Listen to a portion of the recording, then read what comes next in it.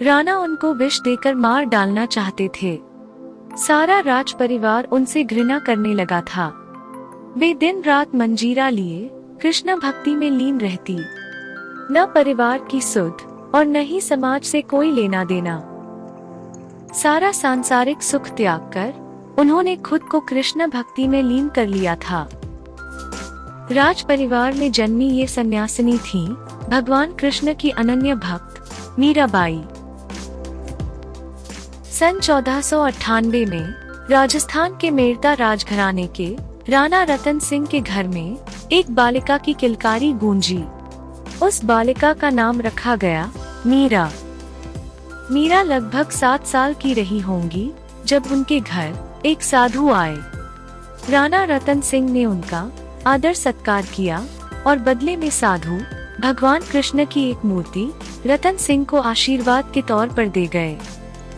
जब अबोध मीरा ने भगवान कृष्ण की मूर्ति देखी तो उन्होंने अपने पिता से उस मूर्ति की मांग कर दी, पर पिता रतन सिंह ने मीरा को उस मूर्ति को देने से मना कर दिया। उनका मानना था कि एक छोटी सी बालिका भगवान की मूर्ति को ढंग से नहीं रख पाएगी।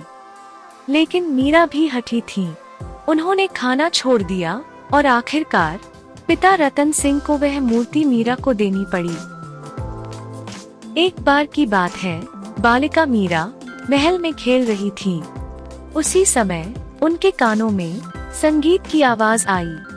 मीरा भागकर महल के प्रासाद पर गईं और झरोखे से बाहर झांकने लगी। रास्ते से एक बारात गुजर रही थी। उन्होंने महल की सेविकाओं से इसके बारे में पूछा तो उन्होंने बताया कि ये लोग विवाह के लिए जा रहे हैं और डोली में वर वधू हैं। अबोध मीरा को क्या पता था कि पति होना क्या होता है और विवाह क्या होता है। लेकिन मीरा के मन में कुछ उत्सुकता जागी और वे भागते हुए अपनी माँ के पास आईं। उन्होंने अपनी माँ से पूछा, माँ बताओ ना, मेरा वर कौन है। मीरा के इस मासूम सवाल पर उनकी माँ खिलखिला उठी। वे मीरा का हाथ पकड़कर उन्हें पूजा घर में ले गईं। माँ ने अपनी उंगली से भगवान कृष्ण की मूर्ति की ओर इशारा करते हुए कहा, देख ये रहा तेरा वर। ये कहते हुए मीरा की माँ को बिल्कुल भी अंदाजा नहीं था कि उनकी छोटी सी बेटी इस बात को सच ही मान लेगी और कृष्ण पर अपना सर्वस्व न्यौछावर कर एक जोगिन बन जाएगी। जब मीरा महज 8 साल की हुई तब उनके पिता का देहांत हो गया। कुछ दिनों बाद उनकी माँ भी चल बसी। अब उनके पालन पोषण की पूरी जिम्मेदारी उनके दादा राव दूता पर आ गई। उन्होंने मीरा का लालन पालन अच्छे से किया। साथ ही उन्होंने मीरा को काव्य संगीत सहित शिल्पकला की शिक्षा भी दिलाई। चूंकि मीरा धीरे धीरे बड़ी हो रही थी, इसलिए परिवार वालों को अब उनके विवाह की चिंता सताने लगी। लेकिन जब भी विवाह की बात होती तो मीरा कहती कि उनका विवाह तो भगवान श्री कृष्ण से हो चुका है। घर वाले उनकी बात को लड़कपन समझकर टाल देते, लेकिन मीरा के लिए ये कोई मजाक नहीं था। इस दौरान मीरा कृष्ण परंपरा और उनके उपदेशों से अच्छे तरीके से परिचित हो चुकी थीं और वह कृष्ण भक्ति में अपने आप को रमाने लगी। सन 1516 में मीरा का विवाह चित्तौड़ के राणा सांगा के सबसे बड़े पुत्र युवराज भोजराज के साथ कर दिया गया। विवाह होने के बाद भी मीरा की कृष्ण भक्ति में कोई कमी नहीं आई। वे पहले की तरह ही कृष्ण प्रेम में दीवानी बनी रहीं।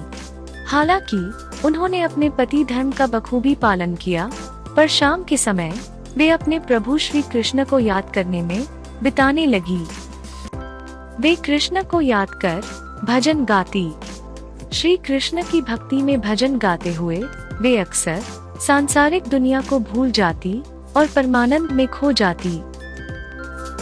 युवराज भोजराज ने मीरा को सांसारिक जीवन में लाने का बहुत प्रयत्न किया, लेकिन उन्हें मीरा को विरक्त करने में कोई सफलता हासिल नहीं हुई।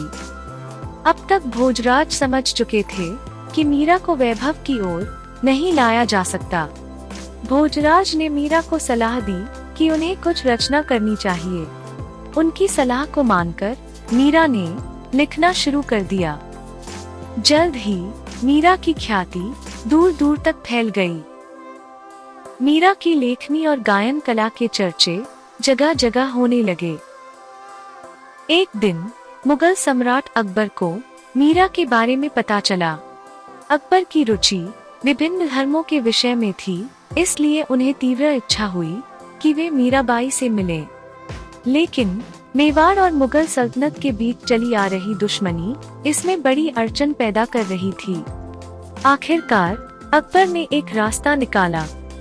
कहा जाता है कि अकबर तानसेन के साथ भिखारी का वेश धरकर मीरा से मिलने आ पहुँचे। जब मीरा ने अपनी रचना उन्हें सुनाई तो वे इतने प्रसन्न हुए कि उन्होंने अपना कंठाहार निकालकर मीरा के चरणों में रख दिया। जब भोजराज को इस बात का पता चला तो वे बहुत क्रोधित हुए। उन्होंने मीरा को जल समाधि लेकर मौत स्वीकार करने का आदेश दे दिया। मीराबाई ने यह आदेश खुशी खुशी स्वीकार कर लिया।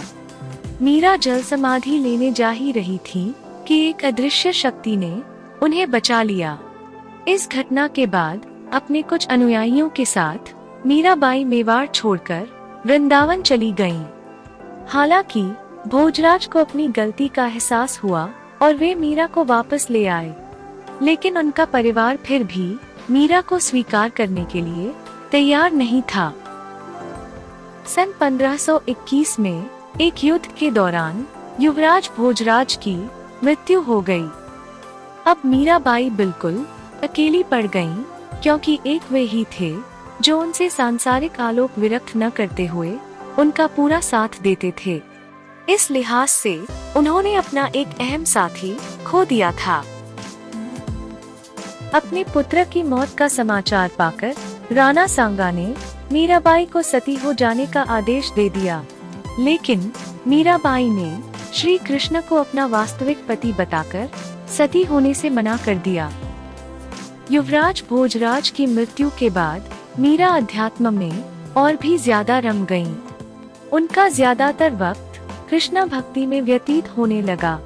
वे घंटों मंदिर में बैठी रहती और भजन गाती। उन्हें सुनने के लिए दूर दूर से लोगों की भीड़ जुटने लगी, लेकिन उनके परिवार वालों को ये सब रास नहीं आ रहा था। परिवार वालों ने मीरा को समझाने की बहुत कोशिश की, लेकिन जब मीरा नहीं मानी तो उनको विष दे दिया गया। कहा जाता है कि मीरा पर विष का कोई असर नहीं हुआ। इसके बाद भी कई बार मीरा को मारने का प्रयास किया गया, लेकिन ये सारे प्रयास असफल रहे।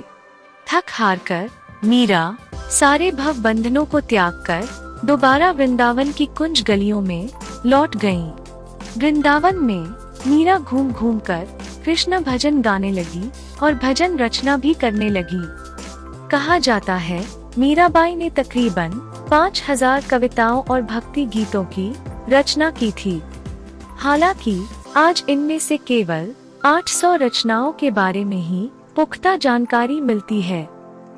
अपने आखिरी दिनों में मीरा द्वारका चली गईं और वहीं उन्होंने कृष्ण भक्ति में अपना सर्वस्व त्याग दिया।